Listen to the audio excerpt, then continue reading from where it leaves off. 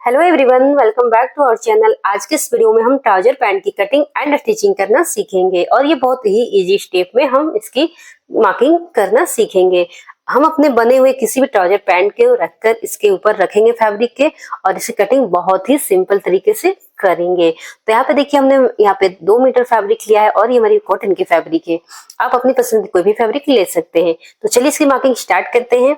तो यहाँ पे देखिए फैब्रिक को हमने खोल लेनी है। इस तरह से फैब्रिक को खोल के हमें डबल फोल्ड में रखनी है। तो यहाँ पे देखिए हम इस तरह से सबसे पहले फैब्रिक को डबल फोल्ड में रखा है और अब हम इसे 4 फोल्ड में लेंगे। तो यहाँ पे हमने फैब्रिक को 4 लेयर में रख लेनी है। तो देखिए हमने फैब्रिक को इस तरह से 4 फोल्ड में कर लिया है। देखिए कुछ इस तरह से हमने फैब्रिक को 4 फोल्ड में रख लिया है। अब इसकी मार्किंग करेंगे। अगर आप बिगनर है, आपको ट्राउजर पैंट की कटिंग करना बिल्कुल भी नहीं आती है, फिर भी आप इसे कटिंग और स्टिचिंग बहुत ही इजी स्टेप में कर लेंगे। तो यहाँ पे देखिए हमने फैब्रिक को अच्छे से सेट कर लिया है 4 फोल्ड में और यहाँ से 2 इंच पे मार्क करेंगे अपनी इलास्टिक के लिए, यानी कि बेल्ट के लिए, जो कि हम इसमें इलास्टिक डालेंगे। तो यहाँ से सबसे पहले हमने 2 इंच बेल्ट के लिए मार्क कर लेनी है और यहाँ पे एक स्ट्रेट लाइन ड्रॉ कर लेंगे। तो यहाँ पे देखिए लाइन को हमने इस तरह से ड्रॉ कर लिया है और 2 इंच है। अब हमने अपनी किसी भी परफेक्ट साइज की ट्राउजर पैंट को लेंगे और हमने फैब्रिक के ऊपर अच्छे से सेट करके रखनी है। जो 2 इंच हमने इलास्टिक को रखा है उसे छोड़कर आपको ट्राउजर पैंट की रखनी है और इसी से हम मार्किंग स्टार्ट करेंगे। तो बहुत इजी स्टेप में आप इससे मार्किंग कर लेंगे। सबसे पहले यहाँ से देखिए जो ट्राउजर की क्रोच की साइड में है हमने 1 इंच बढ़ानी है। 1 इंच या 1 इंच आपको कम ही बढ़ानी है क्योंकि ये हमारी सिर्फ सिलाई मार्जिन रहेगी। तो यहाँ पे देखिए हमें सिर्फ मार्जिन ही बढ़ानी है क्योंकि ट्राउजर की टोटल हमारी जो मार्किंग हमने इस पे रख के ही कटिंग करनी है। तो क्रोच के लिए मार्किंग करेंगे। तो यहाँ से अंदर की साइड से हमने 2 इंच मार्क करके इस तरह से लाइन को स्ट्रेट किया है। देखिए 2 इंच हमने अंदर की ओर क्रोच की इसलिए लिया है क्योंकि हमने ट्राउजर पैंट को रख के इसकी मार्किंग किया है। तो क्रोच हमारी अंदर की ओर लेनी है। तो लाइन को इस तरह से हम ड्रॉ कर लेंगे। बस 1 इंच बढ़ा लेनी है आपको, जो कि हमारी मार्जिन रहेगी। और यहाँ जो एक्स्ट्रा है देखिए वो जब हमारी इलास्टिक आएगी तो वो यहाँ से कवर हो जाएगा। तो यहाँ पे देखिए इस तरह से हमने 2 इंच अंदर के साइड में क्रोच को लेकर यहाँ पे क्रोच में सेप दे देंगे। तो बस आपको इतना ही मार्किंग करनी है यहाँ पे क्रोच के साइड में। और अब देखिए इस तरह से हमने जो 1 इंच यहाँ बढ़ाया है, यहाँ पे देखिए इस तरह से हमने मार्किंग कर देनी है। और ये नीचे से भी आपको 1 इंच या 1 इंच से थोड़ा सा कम ही ले लेनी है। तो यहाँ पे देखिए इसी तरह से हमने यहाँ पे मार्क कर लेनी है 1 इंच, यानी कि बॉटम के साइड में। तो यहाँ पे भी हमने निशान लगा दिया है लगभग 1 इंच पे। और अब देखिए यहाँ से जो भी हमारा ट्राउजर पैंट है बिल्कुल वैसे ही मार्किंग करके बस इसमें भी हमें 1 इंच सिलाई मार्जिन के लिए बढ़ा लेनी है। तो जैसे भी आपको अपने ट्राउजर पैंट पे रखे हैं उसमें कोई भी मार्जिन बढ़ाना नहीं है, बस हमें सिलाई के लिए बढ़ानी है। तो यहाँ पे देखिए यहाँ भी हमने 1 इंच इस साइड से भी बढ़ा लिया है इस तरह से रखते हुए। तो यहाँ हमें बढ़ा लेनी है। और यहाँ पे देखिए अब बॉटम में इस तरह से दोनों साइड में हमने 1-1 इंच बढ़ा लिया और बॉटम में हमने 2 इंच एक्स्ट्रा रखा है क्योंकि हमें इसे फोल्ड करनी होगी। तो बॉटम में फोल्डिंग के लिए हमने 2 इंच एक्स्ट्रा रखा है क्योंकि जो हमारी ट्राउजर पैंट है वो तो फोल्ड है, पहले से ही सिला हुआ है। तो इसमें हमें फोल्ड करनी होगी बॉटम में, तो 2 इंच हमने एक्स्ट्रा लिया है। और यहाँ से भी हमने 1 इंच एक्स्ट्रा है और यहाँ से भी हमने 1 इंच एक्स्ट्रा रखा है। बाकी जो भी आपकी ट्राउजर पैंट है बिल्कुल वैसे ही रख लेनी है। और यहाँ पे देखिए ये जो हमारा एक्स्ट्रा आ रहा है जब हम इलास्टिक डालेंगे तो इस तरह से वो कवर हो जाएगा।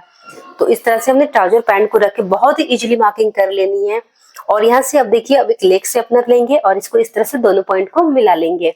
अगर आपके पास लेग शेपनर नहीं है तो आप इंची टेप के से मिला सकते हैं। बस दोनों पॉइंट को हमें इस तरह से रख के मिलानी है, जो कि इंची टेप से भी आप कर सकते हैं। तो यहाँ पे देखिए दोनों पॉइंट को हमने मिला लिया है क्रोच से लेकर बॉटम तक। बस ट्राउजर पैंट को हमने इस पे रखा है और 1 इंच बढ़ाकर इसकी मार्किंग कर लेनी है। 2 इंच हमने क्रोच को अंदर से इसलिए लिया है क्योंकि ये बने हुए ट्राउजर पैंट के ऊपर से हमने रख के इसकी मार्किंग किया है। तो यहाँ से बस हमने 1 इंच मार्जिन के लिए बढ़ाया है। तो अब हम इसकी कटिंग कर लेंगे। तो चलिए इसकी हम कटिंग कर लेते हैं। तो यहाँ पे देखिए बिल्कुल मार्किंग पे ही आपको कटिंग करनी है।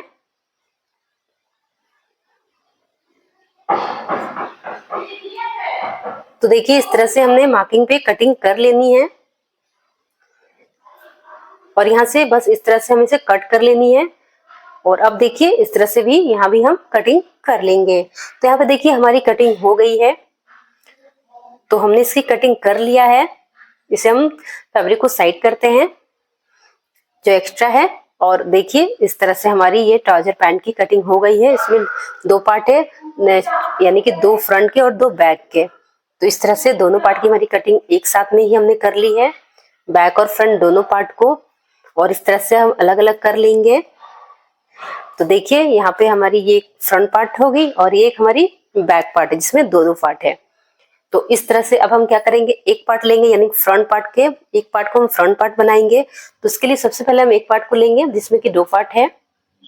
ये मेरी फ्रंट के लिए रहेगी और यहाँ से हमने 1.5 इंच पे मार्क करनी है, 1.5 से 2 इंच पे मार्क करनी है। आपको मैं यहाँ पे 1.5 इंच पे मार्क कर रही हूँ, जो कि इस 1.5 इंच हमें इसलिए मार्क करनी है क्योंकि हमें बैक से फ्रंट को थोड़ा सा छोटा रखना होता है। तो इसलिए हमने यहाँ पर 1.5 इंच पे मार्क करेंगे, यानी कि 1.5 इंच पे मार्क करेंगे। और जो आसन के साइड में है यहाँ पे हमें कम नहीं करनी है, बस इस तरह से इसे हमने लाइन को तिरछा कर लेनी है। तो इस तरह से हमने 1.5 इंच मार्क करेंगे और यहाँ से स्केल को इस तरह से तिरछा करके रखेंगे और इस तरह से मार्किंग कर लेंगे। देखिए इस तरह से स्केल को हमें तिरछा करके मार्क कर लेनी है और ये हमें फ्रंट पार्ट में करनी है। दोनों पार्ट को हमने सेम कट किया और फ्रंट पार्ट को इस तरह से 1.5 इंच आपको कम कर लेना है। इस तरह से क्या होता है कि आपकी ट्राउजर पैंट बिल्कुल भी कहीं से नहीं उठेगी, बैक और ये फ्रंट दोनों सेम रहती है, तो हमारी ट्राउजर पैंट उठने लगती है, परफेक्ट नहीं बनती है। तो इसलिए आपको क्या करनी है, यहाँ पे बैक पार्ट से फ्रंट पार्ट को थोड़ा सा यानी कि 1.5 इंच या 2 इंच कम कर लेनी है। तो यहाँ से हमने 2 इंच यहाँ से देखिए 1.5 से 2 इंच कम करनी है, तो 1.5 इंच हमने कम करके लाइन को तिरछा करके कट कर लेनी है। अब इसकी स्टिचिंग करेंगे। तो यहाँ पे देखिए दोनों सीधी साइड अंदर की ओर होनी चाहिए, यानी कि हमें इसे रॉन्ग साइड में रख के इसकी आसन में सिलाई लगाएंगे। तो यहाँ पे हमें इस तरह से आसन में सिलाई लगा लेनी है। तो चलिए इसमें सिलाई लगा लेते हैं। तो देखिए हमने इसमें स्टिचिंग लगा लिया है दोनों ही पार्ट में और इस तरह से हम इसे ओपन करेंगे। तो यहाँ पे देखिए ये हमारी बैक पार्ट है और इसके ऊपर हम इस तरह से फ्रंट पार्ट को रखेंगे उल्टा करके और इसके दोनों ही साइड में हम स्टिच लगा देंगे।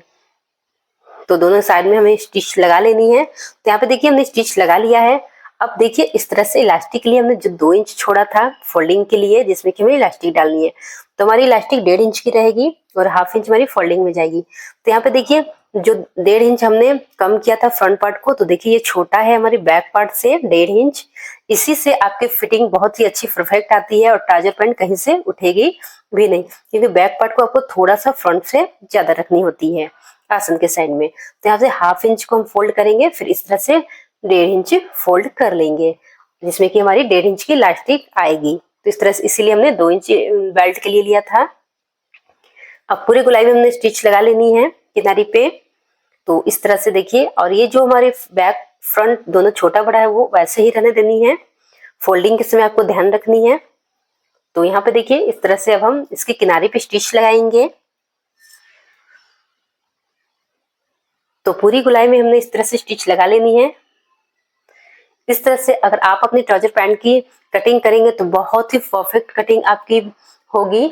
और किसी भी अपनी ट्राउजर पैंट को रख के उसके ऊपर रख के 1 इंच बढ़ा के आपको इसकी कटिंग कर लेनी है, जो कि आप बहुत ही कम टाइम में इसकी कटिंग और स्टिचिंग कर लेंगे। तो इस मेथड से आप बनाएंगे तो आपकी ट्राउजर पैंट बहुत ही फिटिंग बनेगी, बहुत ही परफेक्ट बनेगी। तो यहाँ पे देखिए हमने इस तरह से स्टिच लगा लिया है पूरी गोलाई में और यहाँ पे देखिए स्टिच हमने लगा लिया है। अब हम इसमें इलास्टिक डालेंगे। तो इलास्टिक हम कितना डालेंगे, जो भी आपकी कमर है उससे 3 से 4 इंच इलास्टिक को आप कम लेंगे। मान लीजिए हमारी कमर 30 इंच है तो आपको इलास्टिक 26 लेनी है। यहाँ पे देखिए हमारी कमर 32 इंच है तो हमने इलास्टिक को 28 इंच पे रखा, यानी कि 4 इंच कम लिया है।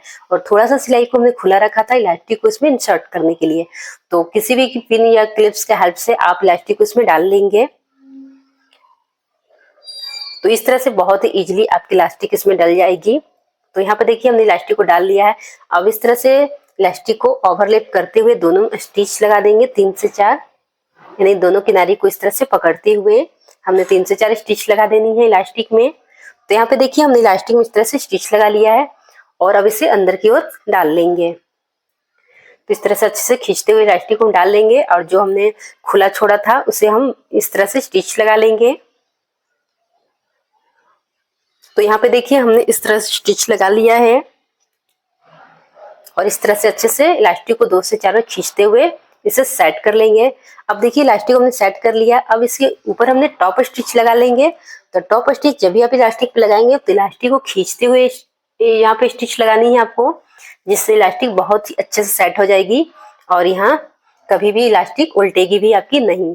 तो यहाँ पे देखिए इस तरह से खींचते हुए आपको इलास्टिक में स्टिच लगा लेनी है।